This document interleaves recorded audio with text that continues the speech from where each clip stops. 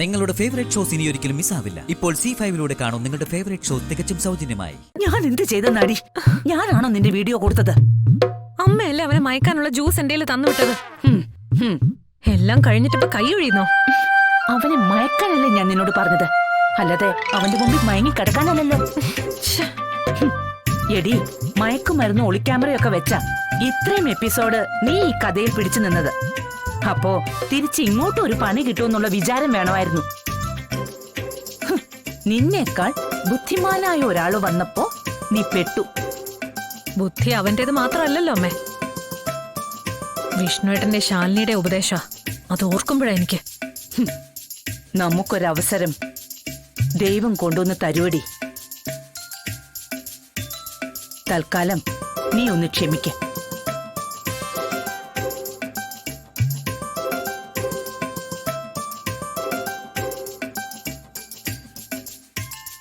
Hello, ഇവിടെ ഒരു massage. ആ തീറ്റ പണ്ടാരം എന്താടി വിളിച്ചു ചോദിക്കുന്നേ? മസാല ദോശയോ? മസാല ദോശ അല്ലമ്മേ, മസാജ്. അവന്റെ പുറം ഞാൻ മസാജ് ചെയ്ത് കൊടുക്കണമെന്ന്. ഒരു മസാജ് പറഞ്ഞിട്ട് കിട്ടിയില്ല. മസാജ് അല്ലേ, ചെയ്തു കൊടുത്തേക്ക്. ഈ അമ്മ എന്താ പറയുന്നേ? അവന്റെ കയ്യിൽ ഒന്നല്ല, ഒരു 100 വെടിക്കുള്ള മരുന്ന് നീ ഇട്ടു കൊടുത്തിട്ടുണ്ടെന്നുള്ളത് മറക്കണ്ട. എന്നാലും അമ്മ ഞാൻ എങ്ങനാ? എടി, നമ്മുടെ വീട്ടില് നമ്മൾ പട്ടിയെ കുളിപ്പിക്കാറില്ലേ, അതുപോലെ അങ്ങ് കരുതിയാ മതി. സാനിറ്റൈസറും സോപ്പും ഉപയോഗിച്ച് കൈ നന്നായിട്ടൊന്ന് കഴുകിയാ മതി, അത്രേ ഉള്ളു കാര്യം. മസാജ് പറഞ്ഞിട്ട് കിട്ടില്ല. ഹലോ ഇടി, അവൻ എന്തെങ്കിലും കുഴപ്പമുണ്ടാക്കും. ശരി, ഞാൻ പോവാം.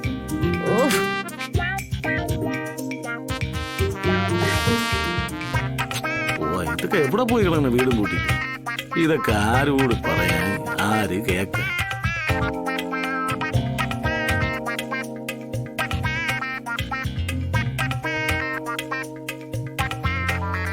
അതെ മസാജ്, അതെ മസാജ് ഒന്ന് ഒരു മസാജ് ഇട്ടാ കൊള്ളായിരുന്നു കേട്ടോ. കിടന്ന് കീറണ്ട, ഞാൻ വന്നു. അന്നല്ല സുസ്മിതയുടെ പട്ടി. രണ്ടിനും ഒരേ മുഖമാണല്ല. ഓ മൈ ഗോഡ്, ഇതെങ്ങനെ സംഭവിക്കുന്നത്? മസാജ് ചെയ്യാനാണെങ്കിലേ തിരിഞ്ഞിരിക്കെ. ഇരുന്നേക്കാം, അതിനെന്ത്? സ്റ്റാർട്ട്.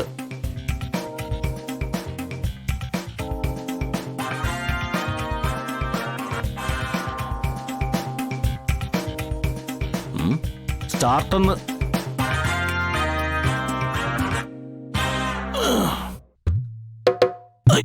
അയ്യോ, ഈ പോലീസുകാരന്റെ ഇടിയെന്ന് പറഞ്ഞോണ്ടല്ലോ, എമ്മാതിരി ഇടിയാന്നറിയാമോ? മർമ്മം നോക്കി കൂമ്പിലിട്ടല്ലേ ഉമ്മര് കുത്തുന്നേ.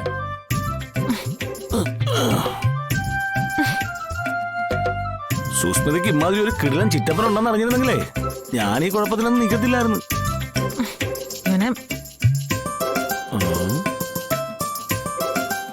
നിർത്തണ്ട, കണ്ടിന്യൂ.